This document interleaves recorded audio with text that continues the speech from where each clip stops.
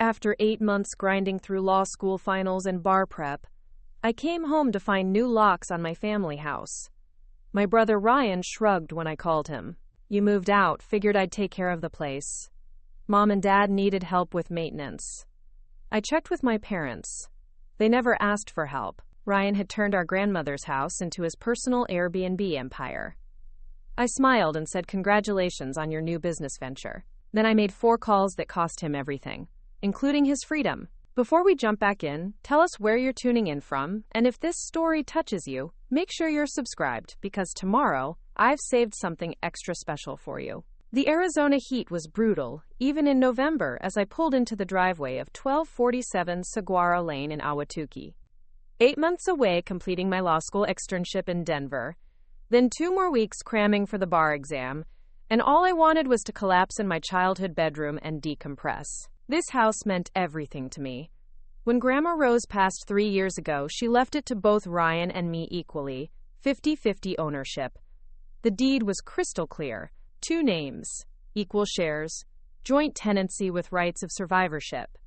She knew Ryan had his struggles, knew I was the responsible one, but believed family should stick together. My name is Marcus Johnson, and I'm telling you this story because what happened next taught me that sometimes the people closest to you are the ones most willing to destroy you when they think you're not watching. Ryan was supposed to meet me here. We'd planned this months ago. I'd texted him from the road, called twice. Nothing. But his Jeep was in the driveway, music thumping from inside the house, so I knew he was home. I grabbed my duffel bag from the trunk and walked to the front door, fishing for my keys in my jacket pocket. The familiar weight of the house key, the one I'd carried since high school, slid into the lock. Except it didn't turn. I jiggled it, tried again. Nothing. The key that had opened this door for over a decade suddenly didn't work. I walked around to the back door, tried the spare key we kept under the fake rock by the pool. Same thing. Different lock entirely. The music was getting louder, voices laughing, someone splashing in the pool. I knocked on the sliding glass door. Hard. A guy I'd never seen before in swim trunks opened it, beer in hand, looking annoyed. "Yeah? This is my house," I said. He laughed. "Dude, this is Ryan's place. I'm paying him $300 for the weekend. Pool access, full kitchen, the whole deal. You need to talk to the host." Ryan appeared behind him, shirtless, sunglasses on even though it was evening, that cocky grin I remembered from high school when he'd gotten away with something. "Marcus, you're back early. I thought you were coming next week. The house is kind of booked right now." "Booked? What do you mean booked?" He gestured toward the living room where I could see sleeping bags, luggage, more people I didn't recognize. "Airbnb, man. Been crushing it. Making like $2,000 a month easy. This place is gold mine." I stared at him. "You can't rent out the house, Ryan. It's not just yours." He waved me off dismissively. "Come on, you've been gone for months. Someone had to take care of things. Mom and Dad were worried about break-ins, vandalism." I stepped up, took responsibility. "You took responsibility by changing the locks and turning it into a hotel?" The guy with the beer was watching this like entertainment. Ryan's voice got defensive. "Look, I've been maintaining everything, paying utilities, handling repairs. You think that's free? Consider it property management." "Property management requires the consent of all owners," I said. Ryan's sunglasses couldn't hide his eye roll. "There goes lawyer boy, already pulling the legal stuff." "We're family, Marcus. Stop being so dramatic. Family doesn't lock family out of their own house." The cold knot in my stomach was growing. "How long has this been going on?" "A few months," he said vaguely. "Business has been good. Real good. I've got bookings through New Year's." I pulled out my phone, opened the Airbnb app, searched the address. There it was. Rose's Desert Oasis, hosted by Ryan J. 4 bedrooms, 2 baths, heated pool, perfect for groups. Starting at $250 a night. 47 reviews, all 5 stars. The listing showed our grandmother's furniture, her artwork, her personal belongings being used as props for strangers. The main photo was Ryan lounging by the pool like he owned the place. Which, technically, he did. Half of it, anyway. But I owned the other half, and nowhere in that listing did it mention co-ownership or my consent. I scrolled through the reviews. Amazing host, said Jennifer from California. Ryan was so accommodating, wrote Brad from Texas. Clean, beautiful property, perfect for our bachelor party, raved Mike from Nevada. Bachelor parties. In my grandmother's house. Ryan, we need to talk. Privately. He shrugged, told his guests he'd be right back, and followed me to the front yard. The desert air was cooling down, but my blood pressure was rising. You can't do this without my permission, I said quietly. You can't rent out property you only half own. You definitely can't change locks and exclude the other owner. His attitude shifted, got more aggressive. You weren't here, Marcus. You chose school over family, chose Denver over home. Someone had to step up. Stepping up isn't stealing, Ryan. This is theft of services, conversion, possibly fraud, depending on how you've been representing ownership to the city and Airbnb. He laughed, but it sounded forced. Still talking like a lawyer. You just graduated, haven't even passed the bar yet. Don't lecture me about legal stuff. Maybe not, but I spent 3 years studying property law, landlord-tenant relationships, and partnership disputes. I know exactly what you've done here. The laughter from the backyard continued, splashing, music, people enjoying their weekend getaway in my grandmother's house while I stood locked out like a stranger. Ryan was watching me, probably trying to gauge how serious I was, whether I'd actually do anything about it, or just complain, and eventually give up like always. That's when I realized this wasn't impulsive, this was calculated.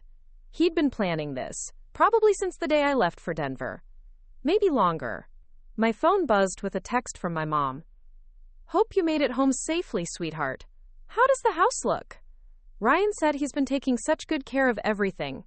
The irony hit me like a sledgehammer.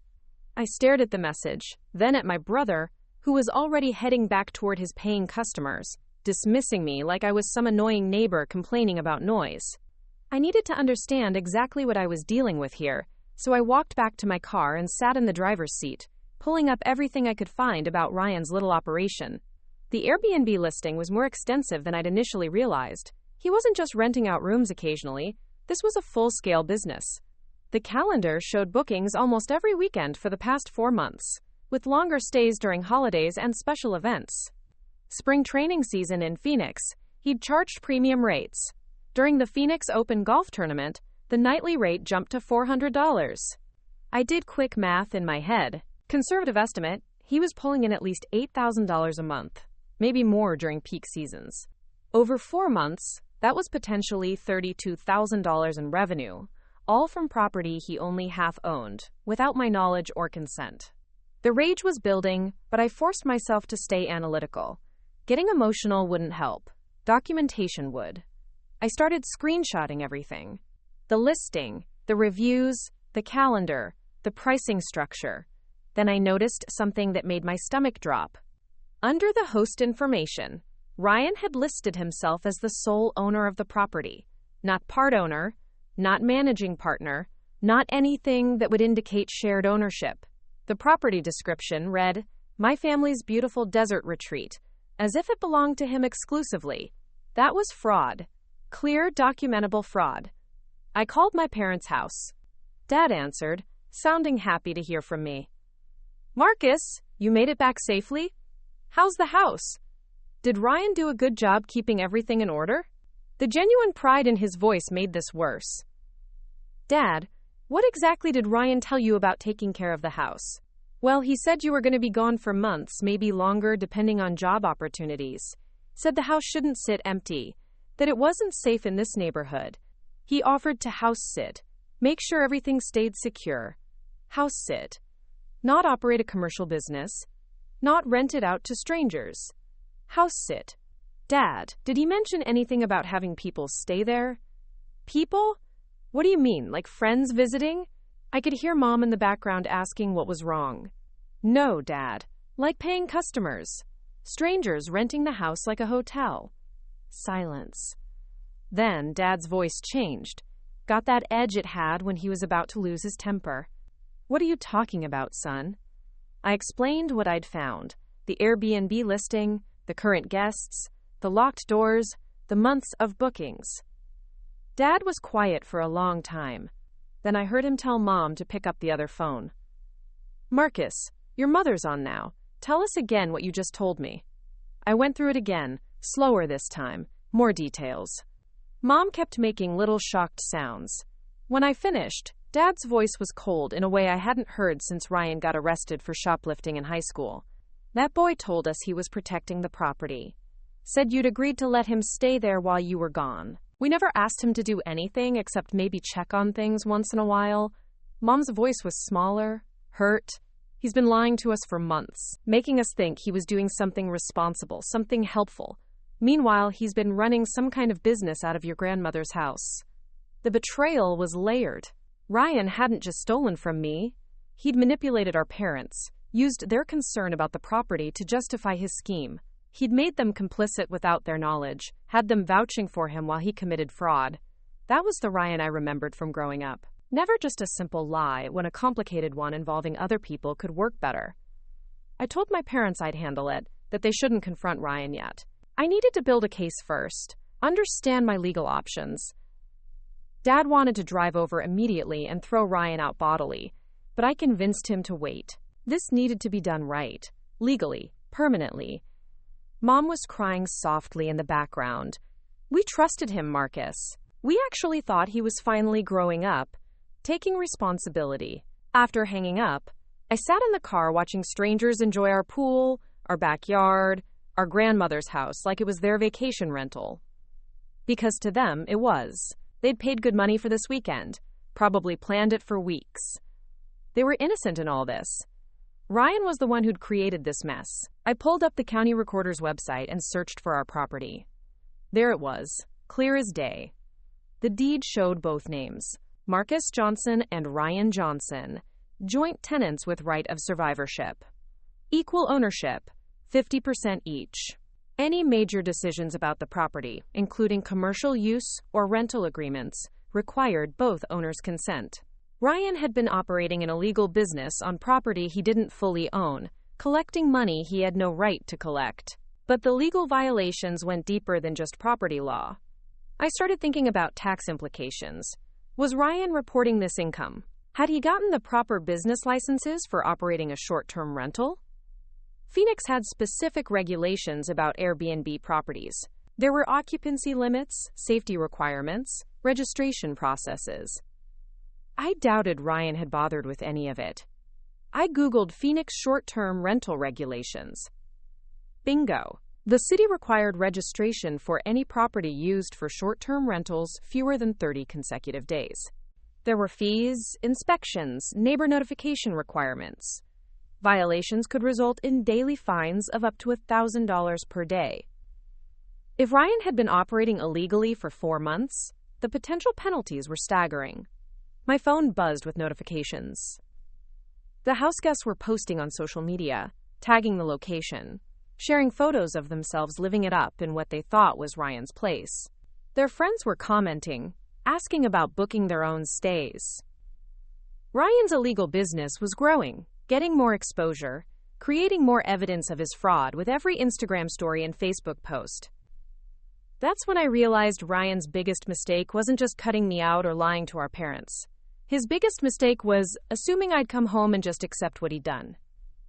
Maybe complain, maybe argue, but ultimately just let it slide, because he was family. He'd forgotten that I wasn't just his little brother anymore. I was someone who'd spent 3 years learning exactly how to destroy someone legally when they crossed the wrong lines. I decided to approach this strategically rather than emotionally. The smart move was to gather more evidence before confronting Ryan directly again. I drove to a coffee shop about 10 minutes away and set up my laptop, creating a comprehensive file of everything I could find about Ryan's operation. What I discovered was far worse than I'd initially thought. The Airbnb listing had been active for 6 months, not 4 like I'd estimated. Ryan had started this whole scheme just 2 weeks after I left for Denver. He'd been planning this from the moment I walked out the door. The earliest reviews dated back to May, and they painted a picture of someone who'd been running this business with calculated precision. Guests praised the host's quick responses, professional setup, and attention to detail. This wasn't some spur-of-the-moment decision to make quick cash. This was premeditated. I cross-referenced the booking calendar with my own timeline.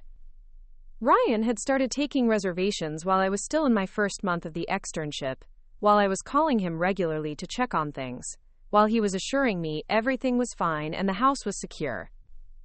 Every conversation we'd had over the past 6 months, every text exchange where he'd mentioned checking on the property or handling small repairs, had been lies covering up his commercial operation.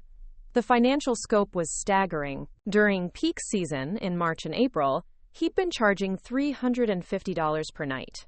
Phoenix is a winter destination, and he'd capitalized on that completely. Spring training brought baseball fans willing to pay premium rates for a house with a pool. The Phoenix Open golf tournament had been a goldmine. Easter weekend, Cinco de Mayo, Memorial Day, every major holiday had been booked at maximum rates. I pulled up his social media accounts next. Ryan's Instagram told the whole story he'd been hiding from the family. Photos of him lounging by the pool with captions about living the dream and entrepreneurial success. Pictures of expensive dinners at Scottsdale restaurants. Tags at high-end bars. A new motorcycle I'd never seen before. He'd been funding an entirely new lifestyle with money generated from our grandmother's property.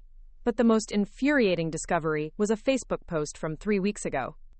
A long, self-congratulatory essay about taking control of his life and building something meaningful. He wrote about overcoming adversity, seizing opportunities, and proving doubters wrong. The comments were full of friends and acquaintances praising his business acumen and transformation. He'd crafted an entire narrative about his success while completely erasing my existence from the story. One comment stood out from a girl named Ashley Peterson. "So proud of you, baby. You've built something amazing from nothing." The response wasn't just supportive, it was possessive. I clicked on her profile. She wasn't just some casual girlfriend. Photos going back months showed her at the house, helping with guest turnovers, posting about their successful business venture. She was a full partner in this operation, living in my house, profiting from my inheritance. I spent the next hour documenting everything.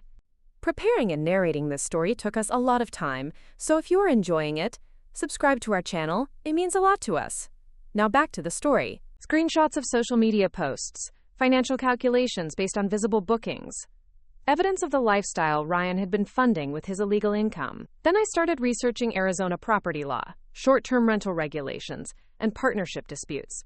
My law school education was finally paying off in ways I'd never expected. Arizona's short-term rental laws were stricter than I'd hoped for Ryan. Phoenix required registration within 30 days of beginning operations. The registration process included neighbor notifications, safety inspections, and annual renewals. Violations carried significant penalties, including immediate cease and desist orders and daily fines that could accumulate rapidly. Based on what I could see, Ryan had violated every single requirement. More importantly, Arizona property law was crystal clear about joint ownership situations. Any owner using shared property for commercial purposes without the consent of other owners was liable for unjust enrichment. That meant I could potentially recover not just half of the rental income he'd collected, but all of it, plus damages, plus legal fees. The law was designed to prevent exactly what Ryan had done. I called the Phoenix short-term rental registration office. The clerk was helpful and thorough. I explained that I was a property owner checking on compliance for a rental operation at my address. She looked up our street address and confirmed what I'd suspected. No registration existed for 1247 Saguaro Lane. The property had never been registered for short-term rental use. Ryan had been operating completely illegally for 6 months. The penalties were substantial. Unregistered short-term rentals faced fines of $500 per day from the date operations began until compliance was achieved. 6 months of daily violations would result in fines exceeding $90,000. The clerk also mentioned that neighbors could file complaints, which would trigger immediate inspections and potential criminal charges for willful violations. I thanked her and hung up, then called the county assessor's office to verify property tax information. Ryan had been paying the basic residential property taxes, not the higher commercial rates required for rental properties. That was additional tax fraud, potentially involving both state and federal violations, since he almost certainly wasn't reporting the rental income properly. My phone rang. Ryan's name appeared on the screen.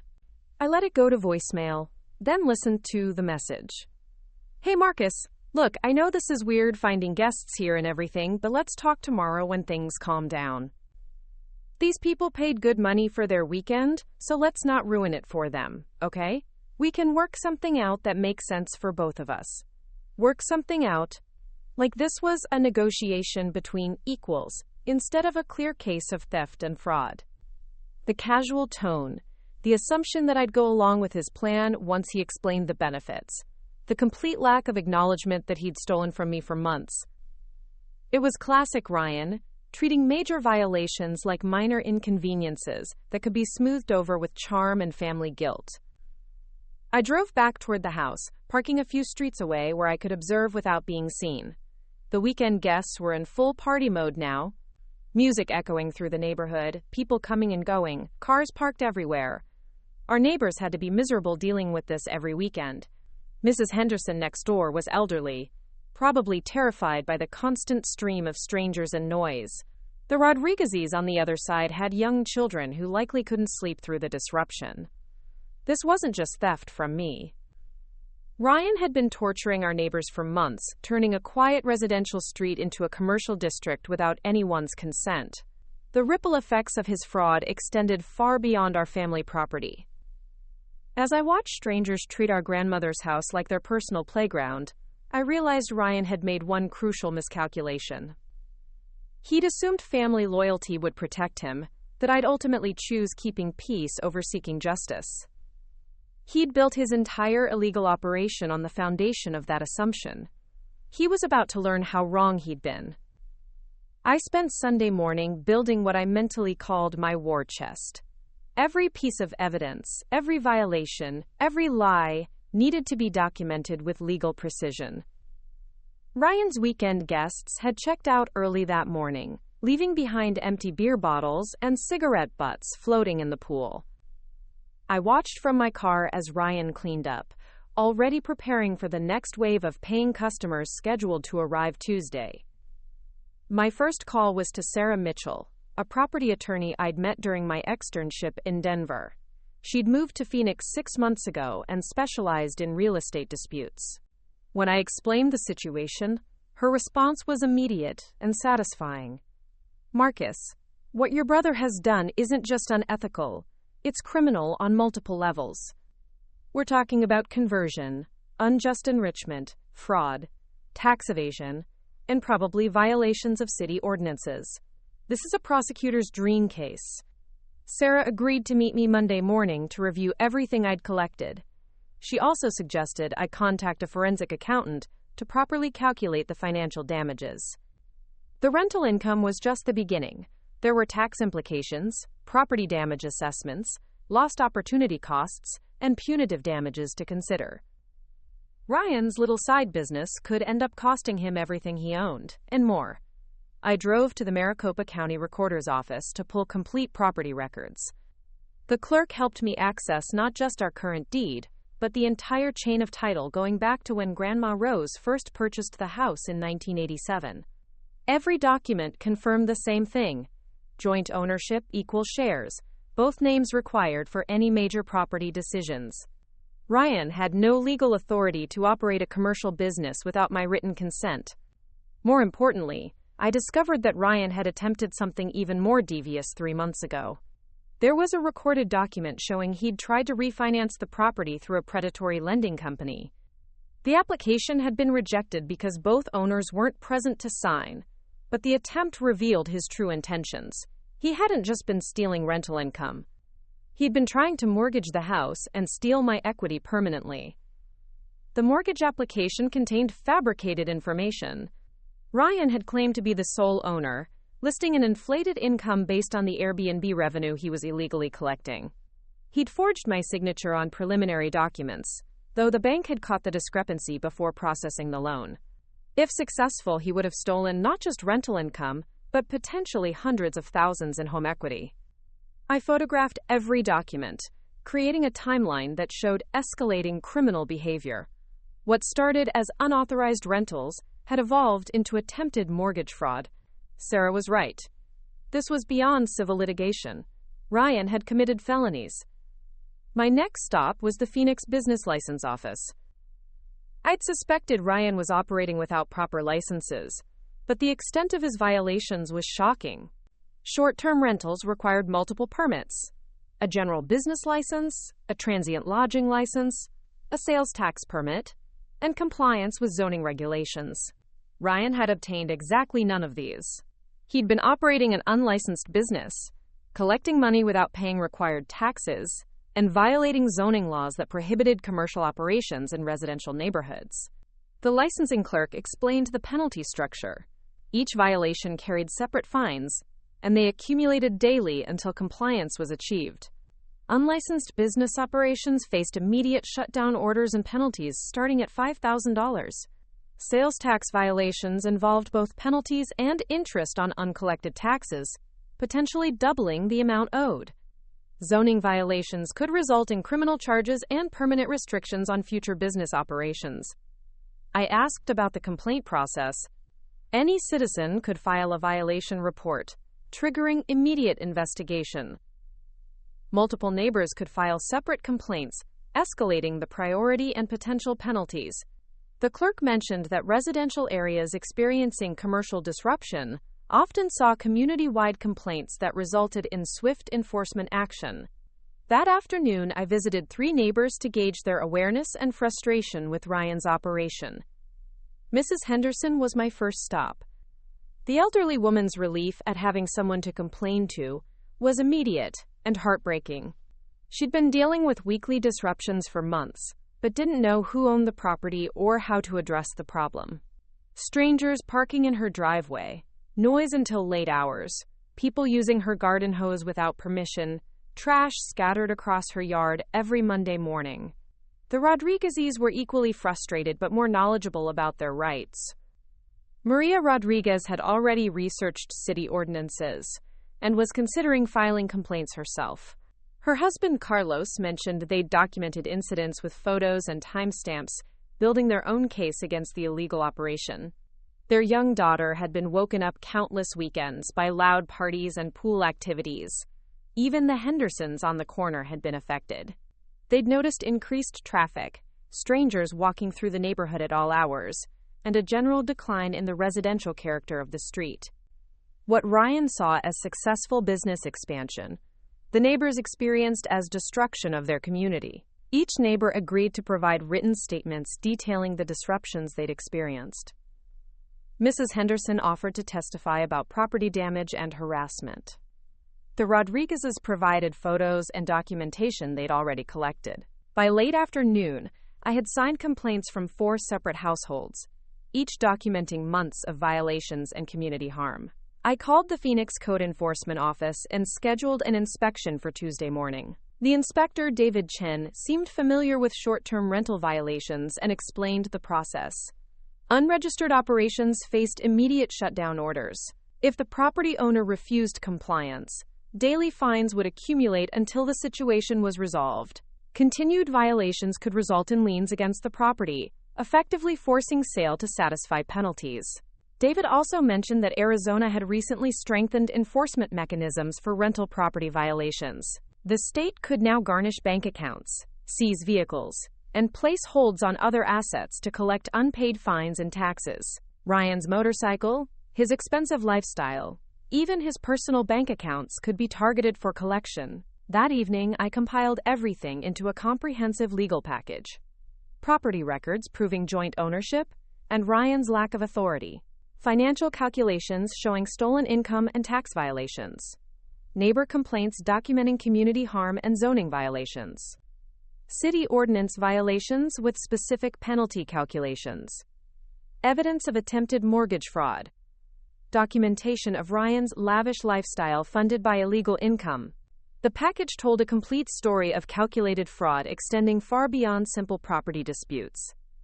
Ryan hadn't just made poor decisions. He'd planned and executed a complex criminal scheme targeting family property, neighbor communities, and government revenue streams. Every aspect of his operation violated multiple laws and regulations. I scheduled meetings for Tuesday morning. First, the code enforcement inspection. Then, consultation with Sarah Mitchell to file civil litigation. Finally, a meeting with the county attorney's office to discuss criminal charges. Ryan's illegal empire was about to crumble from every possible direction. His biggest mistake wasn't just stealing from me. It was assuming I'd never find out, never fight back, never use my legal education to destroy him completely. Tuesday morning, Ryan would discover exactly how expensive that assumption had become. Tuesday morning arrived with the kind of desert clarity that makes everything seem possible. I was parked outside the house at 7 a.m., watching Ryan stumble around the backyard in his underwear, probably nursing a hangover from whatever celebration he'd had after his weekend guests checked out. He had no idea that in the next 6 hours, his entire world would collapse. David Chen from Code Enforcement arrived at 8:30 sharp, driving an official city vehicle that immediately caught Ryan's attention. I watched my brother's face change as David knocked on the front door, clipboard in hand, camera around his neck. Ryan answered wearing yesterday's clothes, clearly unprepared for official scrutiny. I couldn't hear the conversation from my position across the street, but Ryan's body language told the whole story. Defensive postures, animated gesturing, frequent glances toward his phone like he was considering calling someone for help. David spent 45 minutes documenting violations. He photographed the property, measured pool areas, checked for required safety equipment, and reviewed the complete absence of proper business licensing. Ryan followed him around like a lost puppy, probably trying to charm his way out of trouble.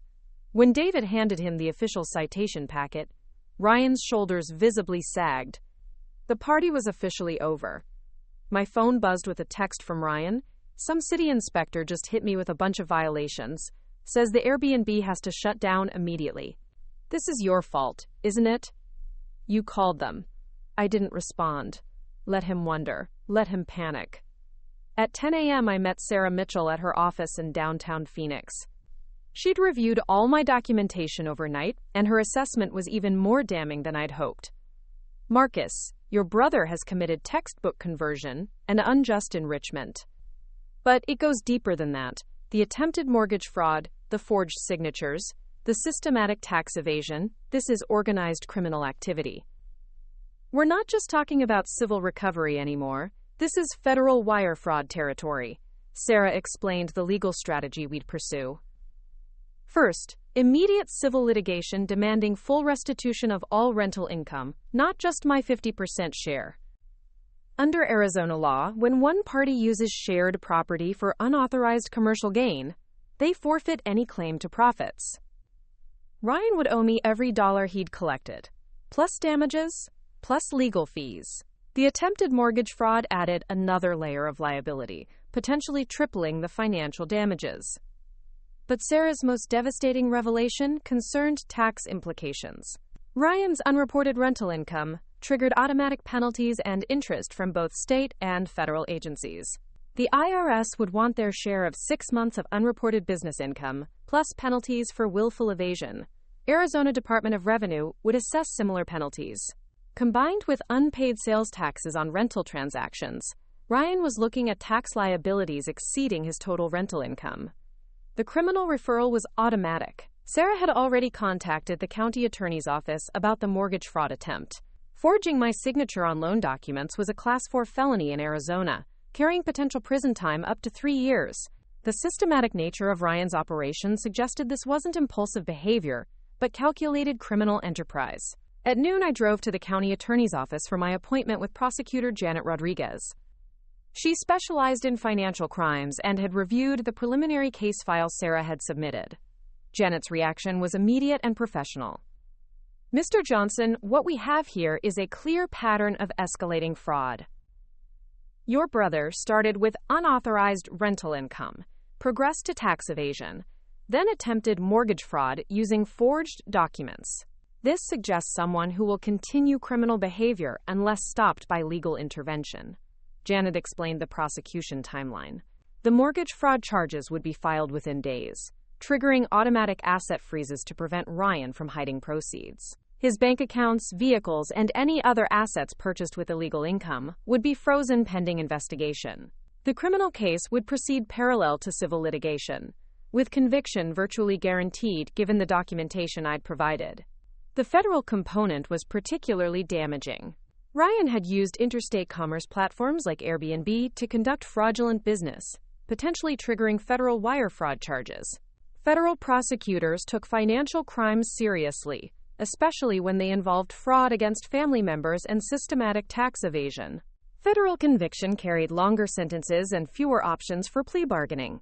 By 2 p.m., I was ready for the confrontation I'd been planning since Sunday.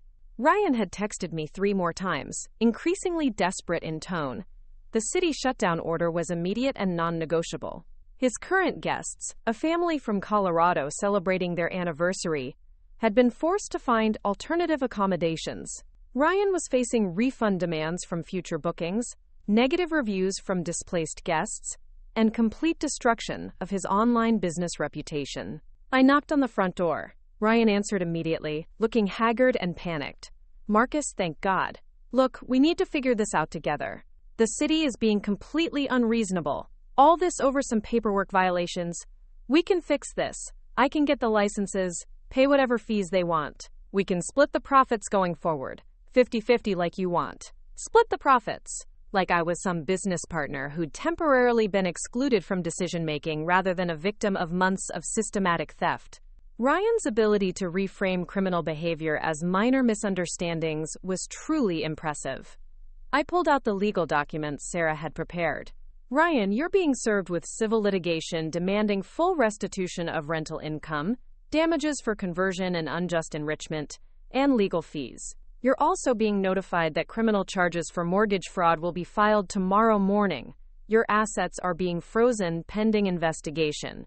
His face went completely white. "Criminal charges? What are you talking about?"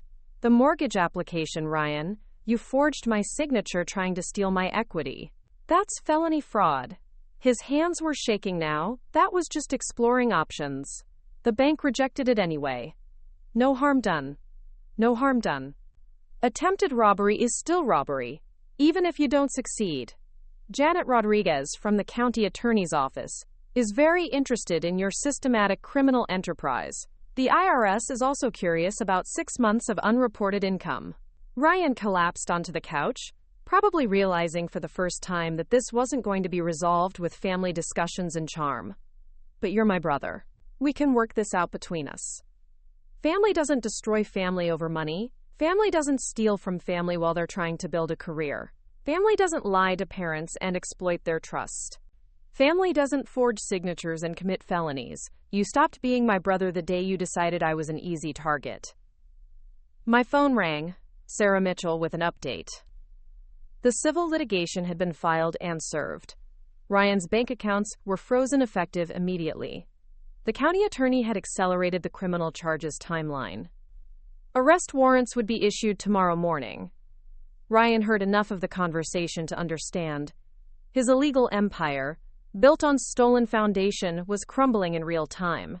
The house he'd treated as his personal business would return to rightful shared ownership. The income he'd stolen would be recovered with interest and penalties. The lifestyle he'd funded through fraud would disappear along with his freedom. As I walked toward my car, Ryan called after me desperately, "You can't do this. This destroys everything I've built. Everything you built was stolen, Ryan. Now it's going back to where it belongs." The next morning, Ryan was arrested at the house while frantically trying to pack his belongings before the asset freeze took effect. The charges included mortgage fraud, forgery, tax evasion, and operating an unlicensed business. His bail was set at $50,000, money he no longer had access to thanks to the frozen accounts. Within a week, I had full access to the house again. The locks were changed back to my specifications.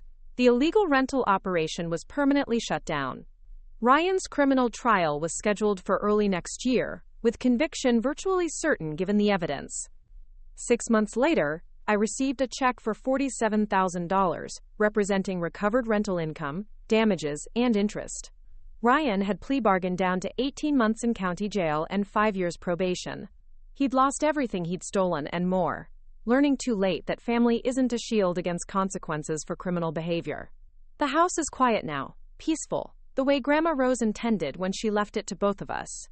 Sometimes the people who share your blood are the ones most willing to destroy your trust.